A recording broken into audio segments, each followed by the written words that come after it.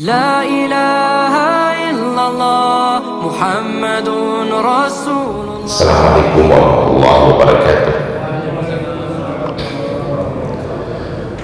Alhamdulillahilladzi arsala rasulahu bil huda wa dinil haqq liyudhhira 'ala dini kullihi wa kafa billahi 'alima.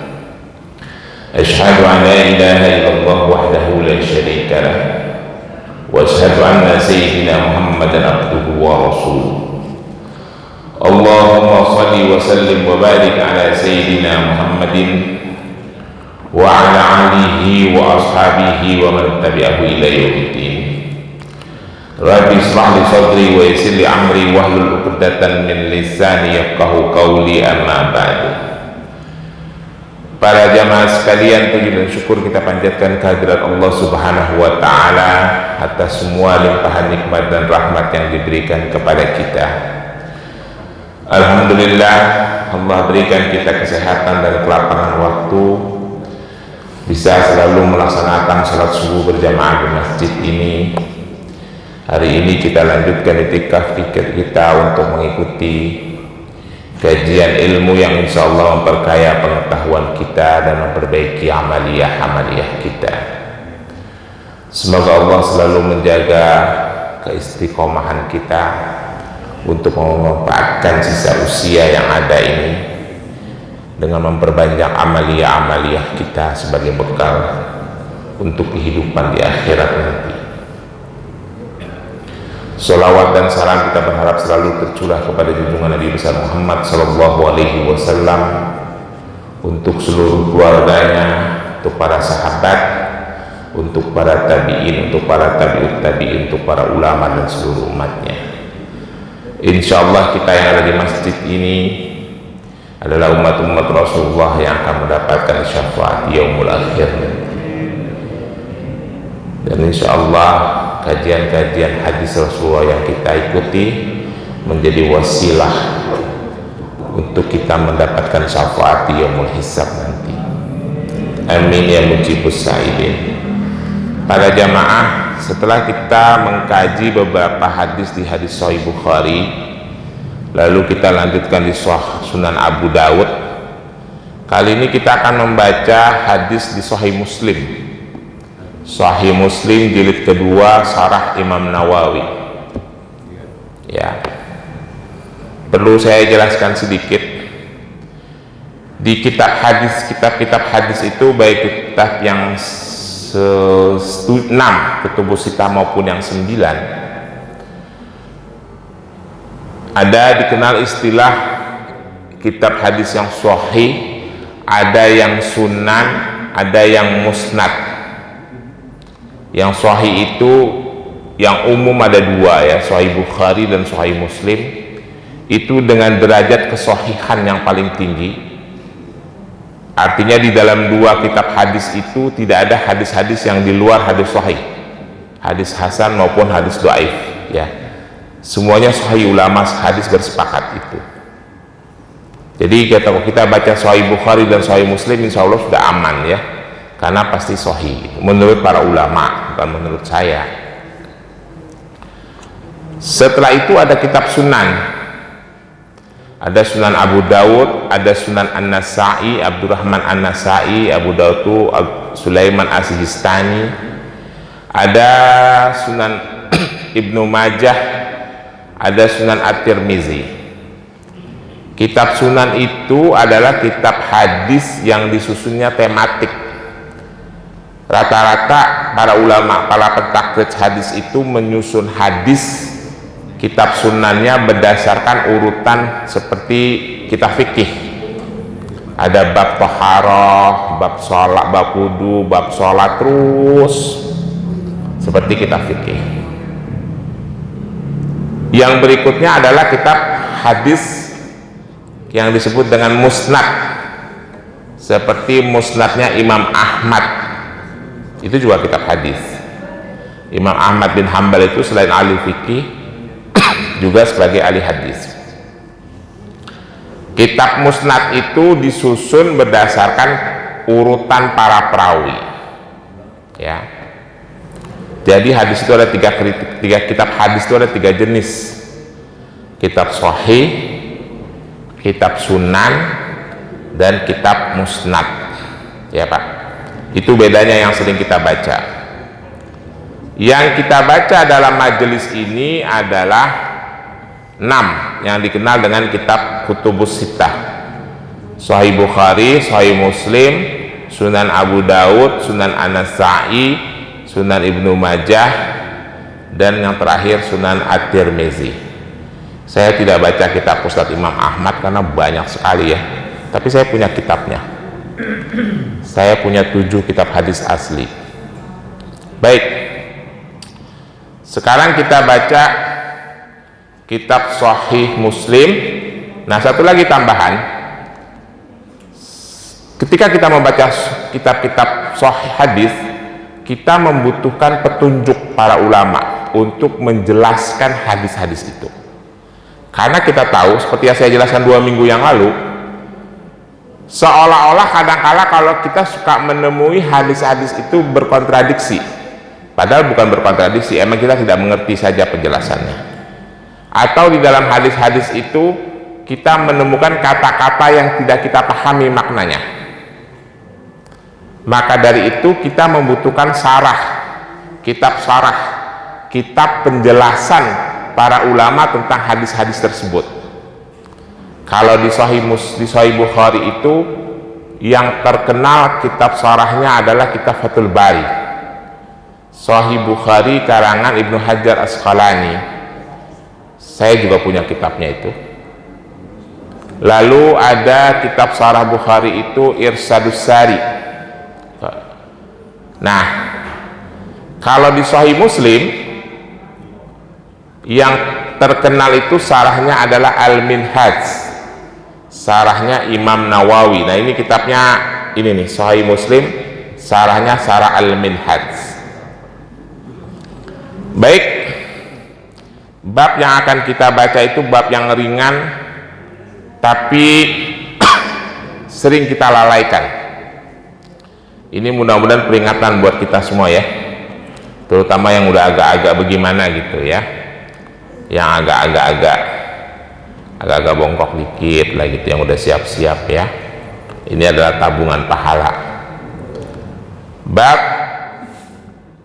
Babul fadl salatu ala zanazah wattabaiha ya. Sekarang ini di Villa Pamulang nih, saudara-saudara kita suka musiman gitu perginya. Kalau pergi satu, besok ada lagi yang pergi, terus ada lagi yang pergi. Jadi kita perlu mengkaji satu bab ini, penting. Namanya bab fadilah salatu alal zanazah wattabaiha. Nah, dari judulnya itu udah ketahuan Pak. Bab tentang fadilah salat atas jenazah, tapi ada kalimat belakangnya, ini yang bagian penting, wattabaiha, mengikutinya, bukan mengikuti jenazah masuk ke lubang kubur. Kalau masuk ke lubang kubur mah nggak usah pakai diikutin, cuma ada jadwalnya masing-masing ya Pak Ut ya. Mudah-mudahan Pak Ut duluan dari saya kan begitu. Ini kan gak ada urusan, itu mau urusan Allah. Kalau masalah pintu masuknya mah gak usah dipikirin Pak, mau yang duluan mau yang belakangan, yang penting ujungnya nanti setelah yaumul hisab kita selamat apa kagak, itu yang terpenting. Kalau masuk pintu masuknya mah pintu masuk lewat mana aja, apa kecemplung di kali, apa tenggelam di kali angke, beda-beda. Yang penting di ujungnya di yaumul hisab kita mendapatkan syafaat dari Rasulullah. Nah, ini urusan tabaiha, urusan ngikutin jenazah. Biar kita yang pada banyak waktu memanfaatkan kesempatan ini. Dan nanti ada hadis yang cukup membuat kita bisa mengambil hikmah sebagai pelajaran. Dan saya bacakan hadisnya. Baik, hadis pertama nomor 1570. Bismillahirrahmanirrahim. Hadatsana Abu Thahir wa Harmala ibnu Yahya wa Harun ibnu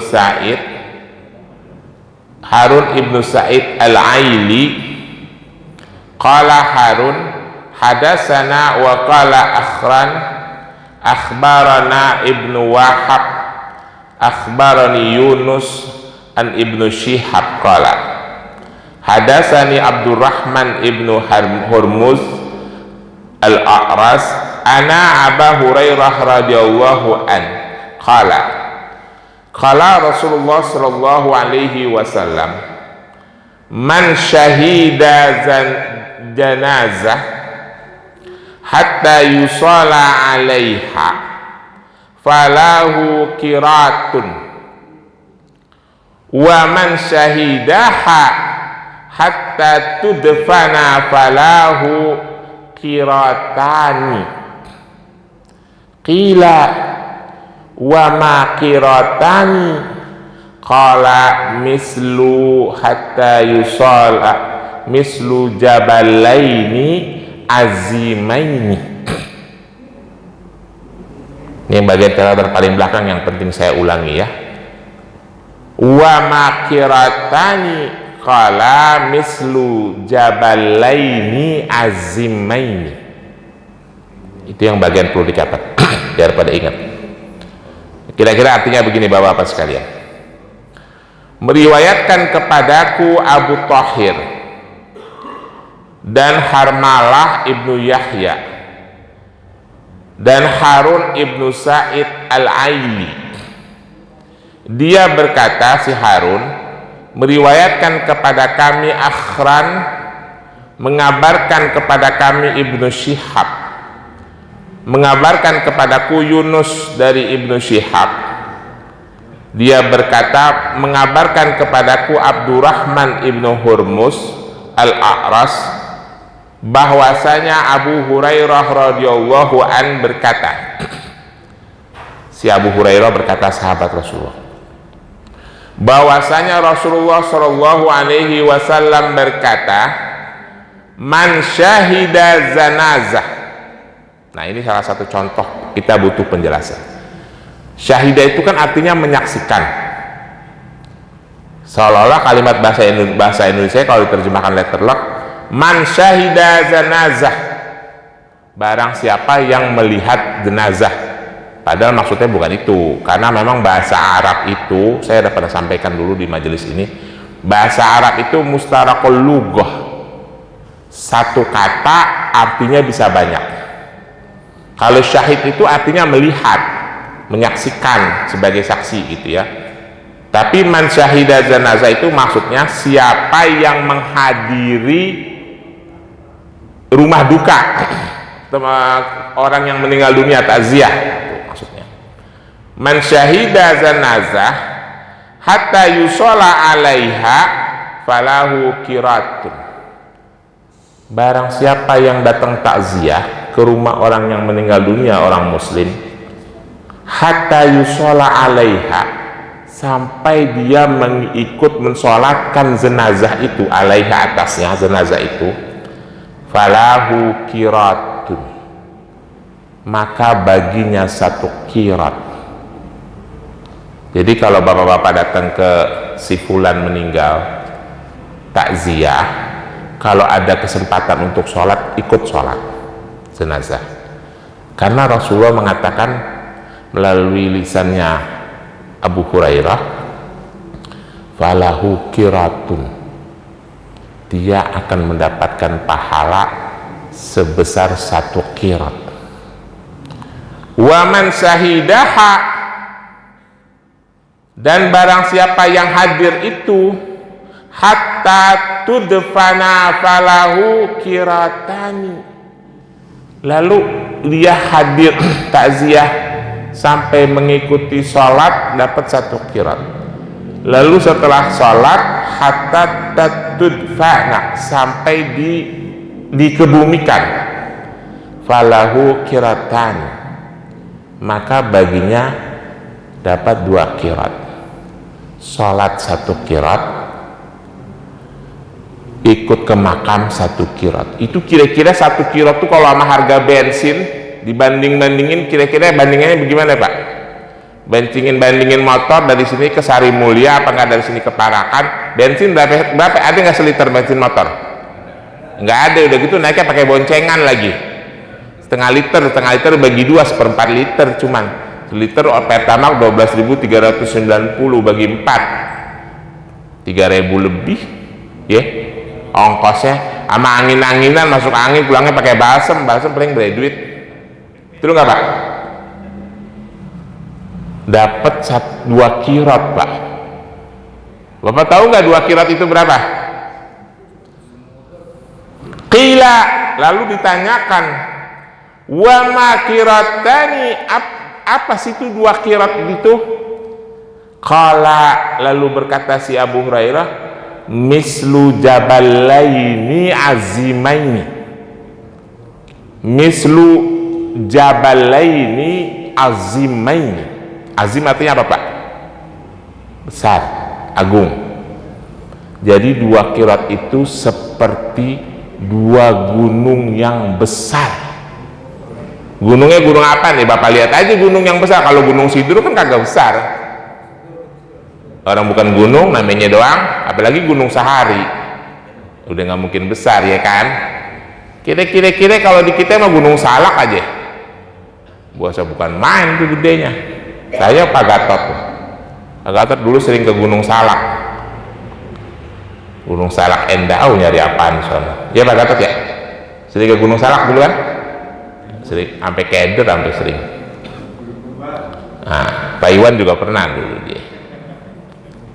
Berarti kalau berdasarkan hadis ini Pak, kalau kita sholatin jenazah tambah nganterin ke makam dapat 2 kirot. 2 kirot itu seperti 2 gunung yang besar pahala kita.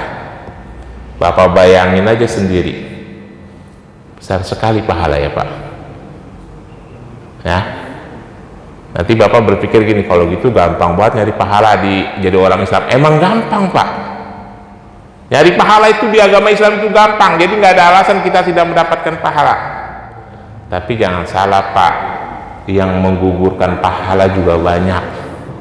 Udah kita kumpulin berkirat-kirat, gugur lagi ya. Itu salah satu kelebihan balasan pahala dari orang yang melaksanakan sholat jenazah sekaligus mengantarkan ke makam. Yang berikutnya, hadis berikutnya, Rasulullah menyampaikan, kita bacakan hadisnya.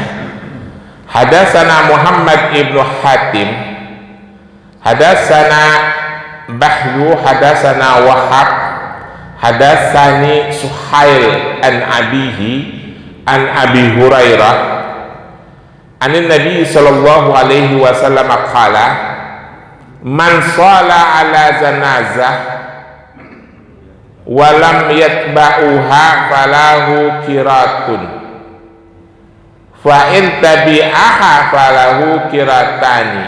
Kila wa ma kiratani qala asgharuhuma mislul Uhud. Nah ini penjelasannya beda lagi dikit. Kira-kira artinya begini. Meriwayatkan kepada kami Muhammad bin Hatim, meriwayatkan kepada kami Bahzun, meriwayatkan kepada kami Wahab, meriwayatkan kepadaku Suhail dari ayahnya Suhail dari Abu Hurairah radhiyallahu an, bahwasanya Nabi Shallallahu alaihi wasallam berkata, man shala ala janazah, barang siapa yang sholat jenazah, walam yatba'uha, tapi dia tidak ikut ke makam nganterin, falahu kiratun, dia mendapatkan 1 kirat pahala. Sholat doangan, kagak pakai nganterin ke makam. Fa in tabi'aha falahu kiratan, barang siapa yang mengikutinya mengantar jenazah sampai ke makam, falahu kiratani. Qila wa ma kiratani qala asgharuhuma mislul Uhud. Lalu ditanya, 2 qirat itu seperti apa sih? Tadi kan disebutin 2 qirat itu seperti gunung yang besar. 2 qirat itu seperti apa sih? Abu Hurairah menjawab, 2 qirat itu yang paling kecil dari 2 qirat. Jadi rupanya 2 qirat itu beda-beda ukurannya. Tetapi yang paling kecil daripada pahala 2 qirat itu mislu Uhud, seperti gunung Uhud. Itu yang paling kecil, Pak, ya. Jadi kalau Bapak pergi ke Arab Saudi ngeliat gunung Uhud, nah itu kira-kira yang paling kecil tuh kalau gue sholat habis itu nganterin ke makam, paling kecil pahala gue itu segede gunung Uhud itu, ya. Mungkin yang paling gede segede gunung gede kali, apa segede gunung Burangrang. Gunung Burangrang gede nggak Pak Gatot? Pak Gatot, gunung Burangrang gede kagak? Ah, kira-kira gunung Burangrang gede, ya. Yang paling kecil 2 qirat itu segede gunung Uhud.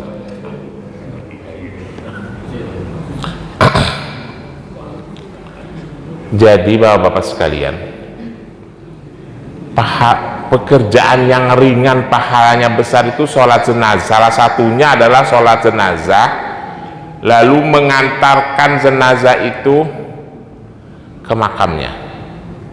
Bapak-bapak, itu hal-hal seperti itu jangan diremehkan ya Pak. Itu secara psikologi Pak, bagi keluarga yang meninggal dunia nih, sahibul musibah, itu sangat berarti Pak. Entah bapak udah pernah merasakan apa belum gitu. Ya saya udah pernah merasakan ya, karena keluarga saya sudah banyak yang meninggal. Ayah ibu saya udah nggak ada, abang saya udah nggak ada. Begitu kita lihat yang hadir itu banyak ikut ke makam, itu sedikit menghibur sahibul musibah. Ya, kalau yang hadir itu sedikit ogah-ogahan, tidak menunjukkan antusias, itu biasanya sahibul musibah bertambah sedih. Jadi kalau ada tetangga kita, saudara kita di Villa Pamulang ini, dimanapun lah ya, ada yang sedang kedukaan, usahakan kita takziah, minimal usahakan ikut sholat, karena itu berefek kepada si jenazah. Tentu dengan niat yang ikhlas, tanpa pamrih, tanpa aneh-aneh, tanpa pemikiran yang aneh-aneh, ya, yang ikhlas, karena ikhlas itu modal utamanya. Lalu kalau bisa kita ada waktu ikut mengantarkan ke makam, kita antarkan, karena itu secara psikologis itu sangat mempengaruhi sekali si sahibul musibah. Jelas ya bapak-bapak sekalian. Baik, kita lanjutkan pada hadis yang berikutnya. Hadatsana Syu'ban ibnu Furuz, hadatsana Jarir, hadatsana Nafi, qala qila ibnu Umar, inna Aba Hurairah yaqulu sami'tu Rasulullah sallallahu alaihi wasallam yaqulu man tabi'a zanazah falahu qiratun minal ajri. Faqala ibnu Umar, aksara alaina Abu Hurairah faba'asa ila Aisyah fasa'allaha fasadaqat Abu Hurairah. Faqala ibnu Umar, laqad faradna fi qiratan katsiran. Nah ini yang penting nih, omongannya Ibnu Umar bilang begini, Abdullah ibnu Umar maksudnya, Abdullah anaknya Umar ibnu Khattab, seperti Abdullah ibnu Umar. Faqala ibnu Umar, laqad faradna fi qararitan kasiratan. Artinya begini, meriwayatkan kepada kami Syu'ban ibnu Furuh, meriwayatkan kepada kami Jarir, meriwayatkan kepada kami Nafi, dia berkata, qila ibnu Umar, dikatakan kepada Ibnu Umar, inna Aba Hurairah yaqulu, dikatakan kepada Ibnu Umar bahwasanya Abu Hurairah berkata. Jadi sahabat menyampaikan kepada Abdullah ibnu Umar bahwa Abdullah ibnu Umar, ini Abu Hurairah pernah ngomong, kira-kira begitu bahasa kita. Apa omongannya? Sami'tu Rasulullah sallallahu alaihi wasallam yaqulu, kata Abu Hurairah, aku pernah mendengar Rasulullah sallallahu alaihi wasallam berkata, man tabi'a zanazah falahu kiratun minal ajri. Jadi kata Abu Hurairah, dia mendengar dari Rasulullah SAW, barang siapa yang mengantarkan jenazah ke makamnya, falahu kiratun minal ajri, maka dia akan mendapatkan pahala 1 kirat. Faqala Ibnu Umar, maka Ibnu Umar berkata, aksara alaina Abu Hurairah. Ini hadis yang begini nih, ucapan Rasulullah yang begini nih, yang banyak menyampaikan ini si Abu Hurairah aja, kata Ibnu Umar nih. Jadi ada orang ngomong kepada Abdullah ibnu Umar, ya Abdullah ibnu Umar, Abu Hurairah pernah ngomong begini, kata Abu Hurairah, aku mendengar dari Rasulullah, barang siapa yang mengantarkan jenazah ke makamnya, dia akan mendapatkan pahala 1 kirat. Ini nggak sholat ya, cuma nganterin doang. Lalu Abu Umar nyaut, emang ini hadis-hadis begini yang banyak nyampain Abu Hurairah doang? Itu kurang lebih. Faba'asa ila Aisyah fasa'alaha fasadaqat Abu Hurairah. Lalu Abdullah ibnu Umar mengutus seseorang menemui Aisyah radhiyallahu anha untuk menanyakan kebenaran ucapannya Abu Hurairah. Maka diutuslah orang, coba tanya sama istri Rasulullah, benar tidak Rasulullah pernah ngomong begini-begini seperti apa yang disampaikan oleh Abu Hurairah? Faqala ternyata apa yang disampaikan oleh Abu Hurairah benar. Pasadaqat, kata Aisyah, ya benar, Rasulullah pernah ngomong kepada Abu Hurairah begini.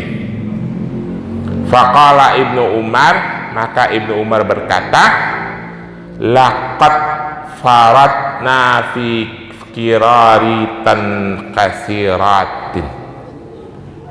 Setelah Abdullah ibnu Umar mendengar bahwa ucapan Abu Hurairah itu benar tentang mengantarkan jenazah ke makam itu mendapatkan pahala 1 kirat, maka Abdullah ibnu Umar berkata, sungguh kita telah banyak meninggalkan kirat-kirat, sungguh kita telah banyak melewatkan kirat-kirat. Ya, ini pelajaran bagi kita ya Bapak-bapak sekalian. Jangan-jangan kita itu adalah salah satu yang seperti yang disampaikan oleh Abdullah ibnu Umar. Kita telah banyak melewatkan kesempatan untuk mendapatkan kirat-kirat. Jadi di sisa usia kita yang ada ini, sebelum kita juga adalah bagian dari salah satu yang diantarkan itu, bahkan kita bakalan dianterin juga tuh Pak. Kecuali kalau bapak-bapak kagak mau dianterin, ya dianterin mah ambulan doang. Mari kita manfaatkan kesempatan itu untuk mengambil 2 kirat. Jangan seperti yang disampaikan oleh Abdullah bin Umar. Sungguh kita telah melewatkan banyak kesempatan untuk mendapatkan kirat. Baik, ada hadis berikutnya kita baca, agak panjang. Bismillahirrahmanirrahim. Jam berapa itu? Hadatsana Muhammad ibnu Abdullah ibnu Numair, hadatsana Abdullah ibnu Yazid, hadatsani Haywat, hadatsani Abu Sakhar an Yazid ibnu Abdullah ibnu Qusaid annahu hadasahu Daud ibnu Amir ibnu Sa'id ibnu Abi Waqqas hadasahu an abihi annahu kana qa'idan inda Abdullah ibnu Umar idza tala'a hubbab sahibul maksurah faqala ya Abdullah ibnu Umar, ya Abdullah ibnu Umar, ala tasma'u ma yaqulu Abu Hurairah innahu sami'a Rasulullah sallallahu alaihi wasallam yaqulu man kharaja ma'a janazah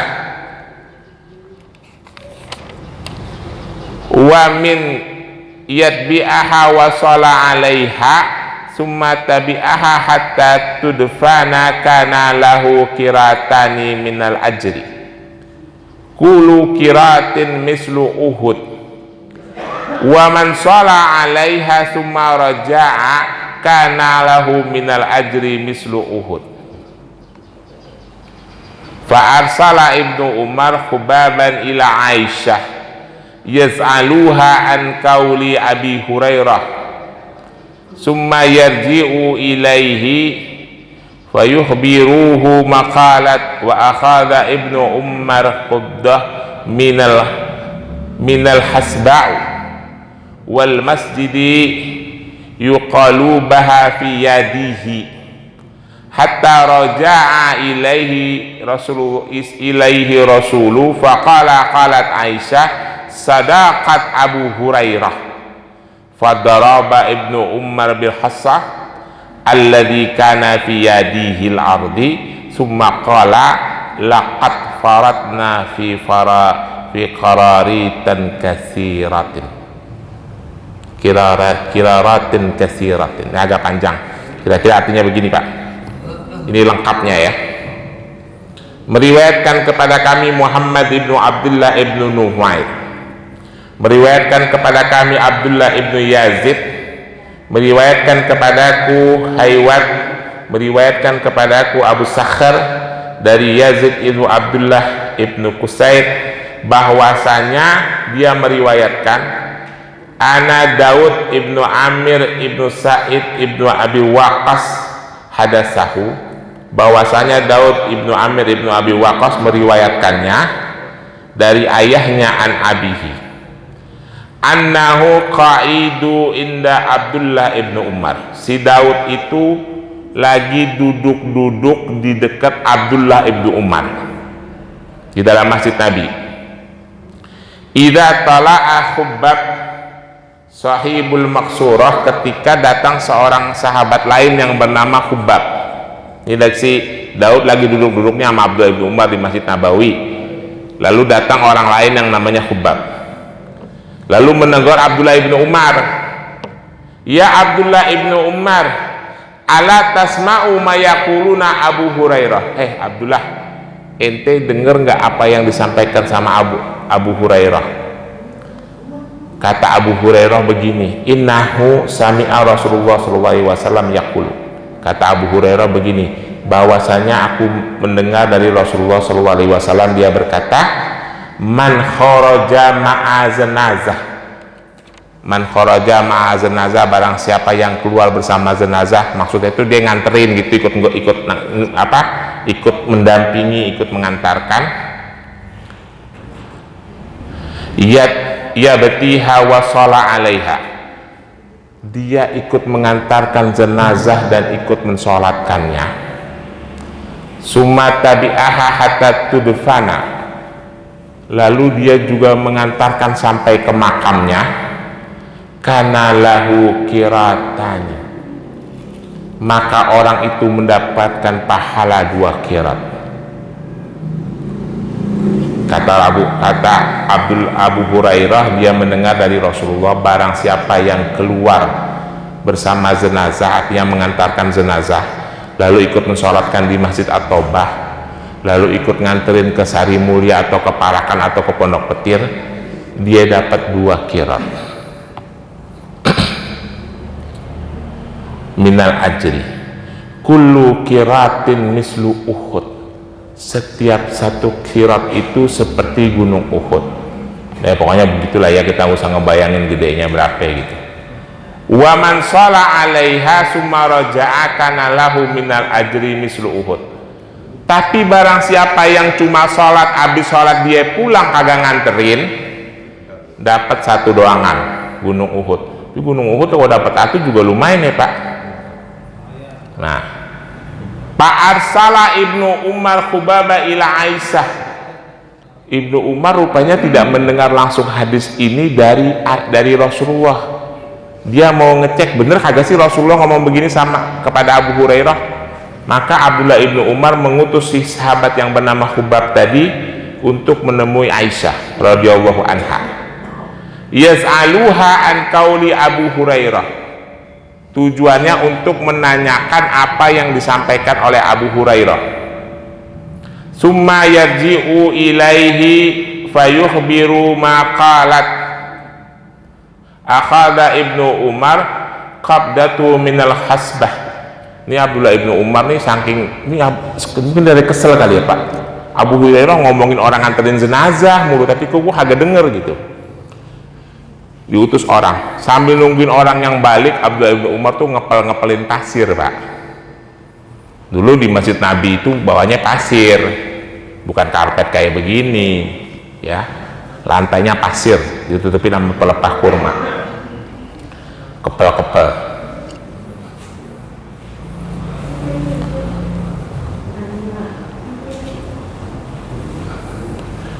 Yuqbalahu fi yadihi, dikepal-kepal itu pasir. Hatta roja'a ilaihi rasulu, maka setelah itu orang yang diutus itu datang. Faqala, dia menyampaikan sebab, Abdullah Ibnu Umar, ternyata yang disampaikan Abu Hurairah itu kata Aisyah bener, emang dapat 2 qirat, kurang lebih begitulah. Sadaqa Abu Hurairah. Abu Hurairah itu omongannya benar, emang dia dengar dari Rasulullah. Fadaraba Ibnu Umar bil khassah. Itu pasir yang lagi dikepal-kepal sama Abdullah Ibnu Umar, dia saking keselnya Pak, dilempar ke gini, ke tanah. Fadaraba itu artinya mukul, tapi bukan mukul, maksudnya ngelempar ya. Ini makanya hadis itu butuh penjelasan. Itu yang saya sampaikan tadi, bahasa Arab itu mustalahul lughah, satu kata maknanya banyak. Itu pasir yang lagi dikepal-kepal dilempar ke tanah, ke lantai masjid. Fadaraba Ibnu Umar bil hasa alladzi kana yadihi. Ibnu Umar ngelemparin itu pasir yang ada di tangannya, alladzi kana yadihi. Summa qala, lalu sambil dia berkata, laqad faratna fi kiraritan katsirah. Mungkin dia menyesal ya Pak, sungguh kita telah banyak melewatkan kirat-kirat.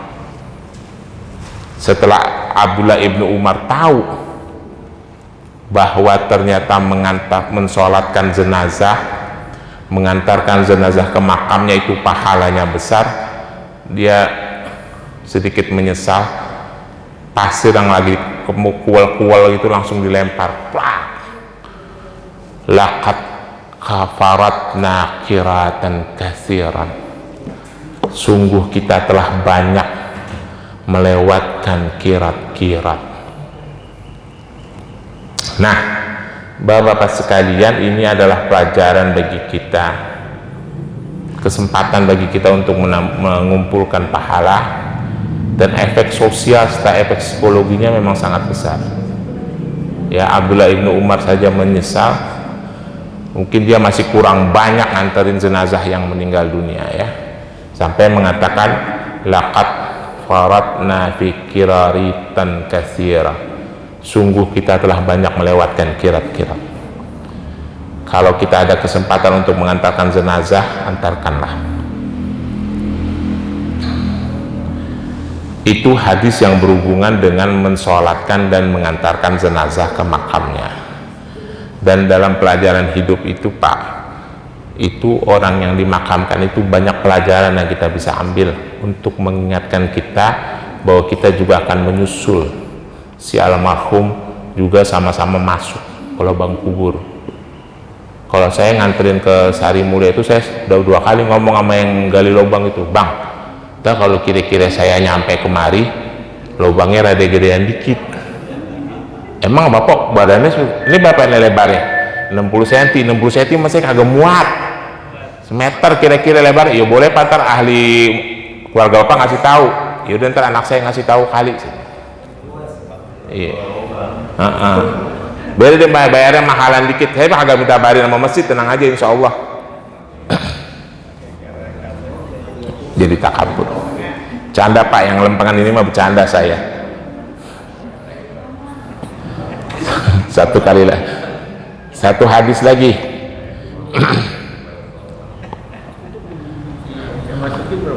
Kalau yang lain apa dia kecil-kecil badannya ya.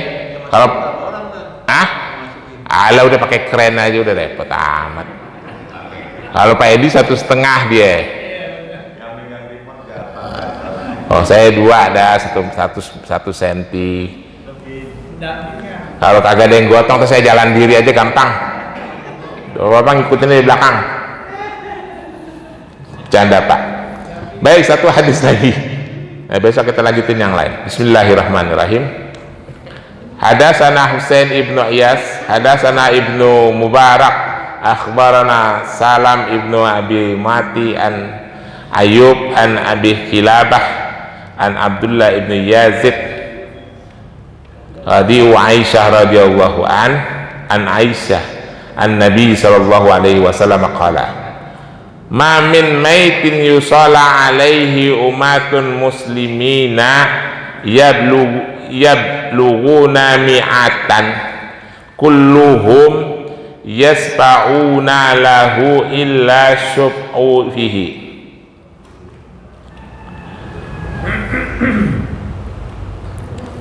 Kira-kira hadisnya begini artinya ya.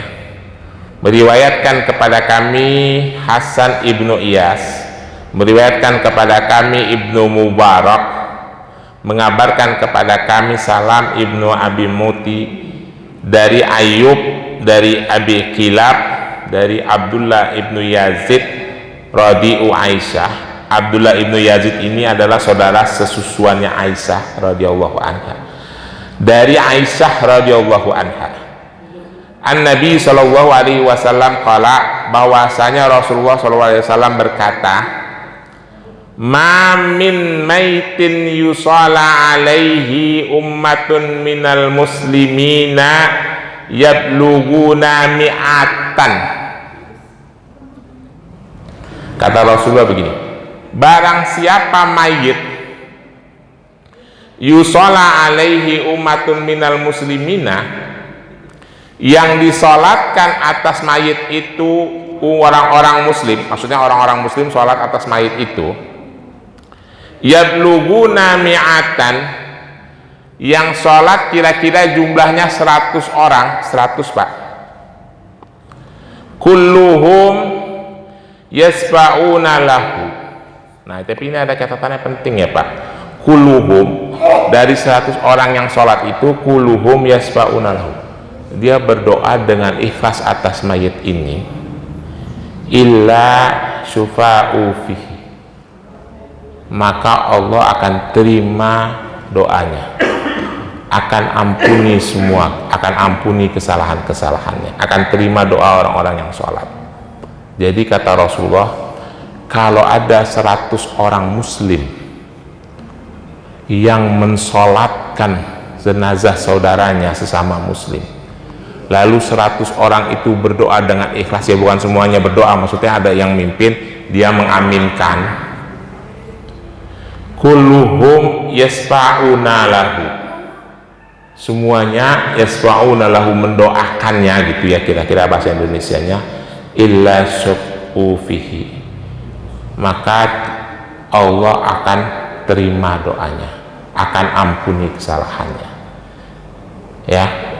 Itu bukan 40 Pak, 40 lain lagi hadisnya, besok kita lanjutin ya. 100 berdoa semua dengan ikhlas, narasi hadisnya Allah akan terima doanya.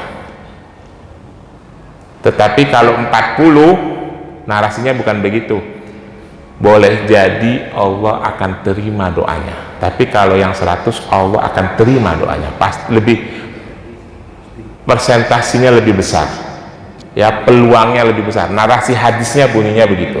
Nanti kita lanjutkan pada pertemuan berikutnya. Itu udah terlalu banyak, lebih kurangnya mohon maaf. Ada pertanyaan? Silakan.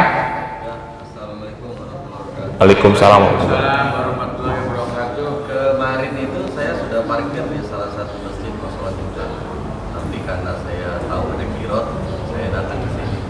Saya tidak kenal sama almarhum. Itu yang pertama. Yang kedua, kalau Bapak apa yang tadi Bapak sampaikan, saya menyimpulkan bahwa lebih banyak manfaat sholat jenazah dan mengantarkan jenazah itu pahalanya kepada kita yang masih hidup lebih banyak. Nah, yang ingin saya tanyakan adalah apa pengaruh yang sangat signifikan terhadap jenazah dari banyaknya jumlah orang yang mensolatkan? Ada pengaruh nggak Pak jumlah orang yang mensolatkan? Nah, saya menyampaikan apa yang saya rasakan, apa yang saya lakukan. Sebagian besar atau sesering mungkin sholat jenazah itu dilakukan itu pada sholat wajib. Jarang sekali ada sholat jenazah yang dilakukan waktunya tidak setelah sholat wajib.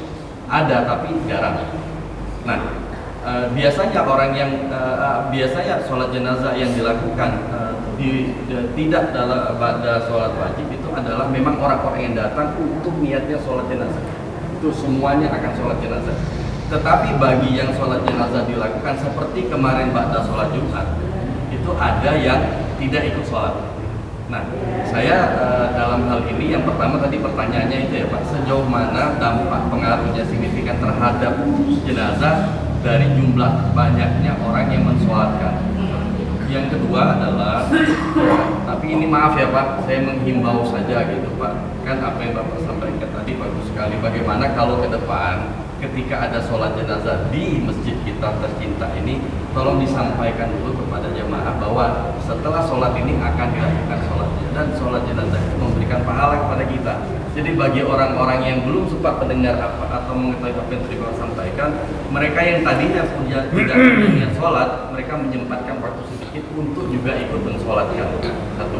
Yang kedua adalah saya pernah itu menyaksikan Pak, pada setelah sholat itu, maaf ya, imamnya itu mendahulukan zikir Pak, sehingga pada akhirnya jumlah jamaah tadi sudah banyak sekali berkurang Pak. Sudah banyak sekali berkurang. Nah, saya melihat kemarin, saya kebetulan saya di sini, saya melihat Bapak langsung mengambil alih untuk meminta keranda dimajukan segera ke depan sehingga sholat jenazah itu. Nah, pertanyaan kedua adalah sebaiknya itu dilakukan sesegera mungkin sholat jenazah atau menyelesaikan dulu zikir dan doa dan segala macam. Nah, kalau itu terjadi, bagaimana juga kalau kita mungkin agak fikih ya Pak ini ya. Jadi kalau ada sholat jenazah, kita begitu selesai salam langsung saja dimajukan jenazah itu Pak, sehingga jumlah orang yang mensolatkan ini tadi hubungannya ke pertanyaan satu menjadi lebih banyak, yang jika itu memang mempunyai dampak signifikan terhadap jenazah. Kira-kira itu pertanyaan. Terima kasih Pak Efril. Ada dua pertanyaan penting tapi ada 4 poin. Poin yang pertama, Pak Efril sholat kemarin walaupun tidak kenal dengan almarhum. Memang di dalam Islam kita tidak perlu kenal Pak, karena hadisnya Anda tidak perlu sholat kalau kenal. Siapapun orang muslim yang kita tahu sedang berduka dan akan disolatkan, kita harus mengikuti sholatnya, pahalanya besar. Jadi nggak perlu kenal ya Pak, jelas seperti Pak Efril udah benar tindakannya itu. Lalu yang kedua, itu kan 2 qirat, 1 qirat itu buat kita yang mensolatkan, lalu buat jenazah apa manfaatnya? Itu di hadis yang terakhir saya bacakan. Kalau ada 100 orang yang berdoa dengan ikhlas, pahalanya pasti diampuni. Pasti itu Pak. Kalau ada 40 orang yang ikut sholat dan berdoa dengan ikhlas, boleh jadi diampuni. Itulah manfaat buat si jenazah. Itulah bakti kita terakhir ya. Itu benar. Itu yang jelas siapa yang pertanyaan yang pertama. Pertanyaan yang kedua, mana yang lebih diutamakan? Saya pernah ngambil contoh satu nih. Satu nyata contohnya waktu Pak Edi Syam wafat. Kan itu malam. Saya putuskan bila perlu kalau memang darurat habis Isya langsung sholat jenazah, sebagian mengantarkan ke makam, sebagian sholat tarawih. Kenapa? Karena sholat tarawih itu sunnah, sedangkan mengantarkan jenazah, mengurus jenazah itu fardu kifayah. Mana yang lebih utama Pak? Fardu kifayah. Itu menjawab pertanyaan Pak Efril. Memang saya juga suka ketemu tuh Pak, mungkin karena tradisi kali ya Pak. Dia zikir dulu habis sholat Jumat, sholat zikir. Akhirnya orang yang nunggu-nunggu mungkin mau pergi, mau apa. Kalau saya udah 2 kali, saya bilang dulu yang sebelumnya juga gitu, stop, langsung saya ambil alih. Karena ini fardu kifayah, harus kita dahulukan ini. Ya, itu jawab pertanyaan kedua. Jadi dia tobah, nanti DKM-nya mentradisikan itu ya, dahulukan yang fardu kifayah daripada yang sunnah. Karena zikir itu sunnah gitu. Jelas ya Pak? Lalu poin yang keempat nih, usulan dari Pak April bener. Jadi nanti si MC-nya kalau memang kita lagi lempengan sholat Jumat, sholat zuhur, sholat maghrib, atau sholat apalah ya, sholat makdoh yang wajib, sampaikan dulu nanti bapak-bapak, para hadirin jamaah, kita mau melaksanakan sholat jamaah jenazah, mohon keikhlasannya, tambahinlah sedikit bumbu-bumbu pahalanya menurut hadis Rasulullah begini biar orang punya semangat gitu. Jelas ya Pak? Saya kira itu, lebih kurangnya mohon maaf. Billahi taufiq wal hidayah. Wassalamualaikum warahmatullahi wabarakatuh.